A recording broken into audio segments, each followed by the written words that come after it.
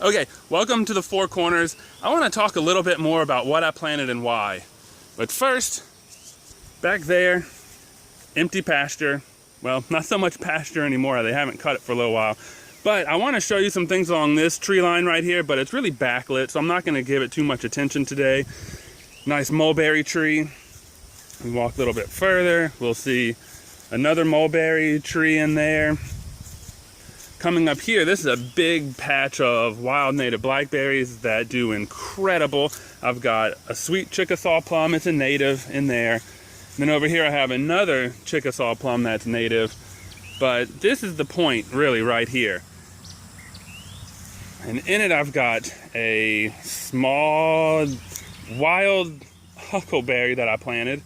I had to save it from an area that was going to get cut down. Right over there I've got another wild native huckleberry. I've got a Mexican plum here. I've got another mulberry here. And over here in this area, you're not going to be able to see it, but it is another Mexican plum. So Mexican plums, they're not a sweet plum, but I did not plant them really to eat myself. Now, way back in the day, people would make jellies, jams, and can them and eat them that way. But seeing as how that field back there with the tree line, it backs up into a creek eventually, we get a lot of coyotes back here, and coyotes absolutely love the native persimmons, which I've got a big native persimmon up in here that produced really well last year. So the coyotes eat those. I know the coyotes would eat these Mexican plums, these wild plums. So I planted those more for wildlife. Now, why did I plant, if you can see it, I don't know. Why did I plant this Mexican plum right by this mulberry? Well, the cool thing about the Mexican plums is that they will still put out a heavy fruit set even in the shade.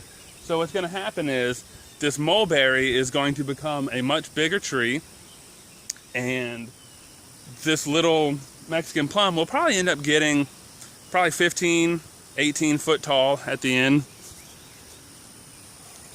and drop lots of fruit. The same one over there will eventually be shaded out by these oak trees in the back, but they will still produce a good crop of fruit for coyotes, possible black bears.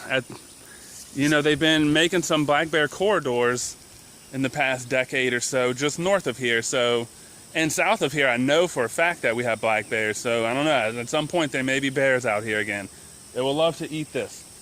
So yeah, I know I've kind of been all over the place with the camera, but that's the way it is right now. That's the Four Corners.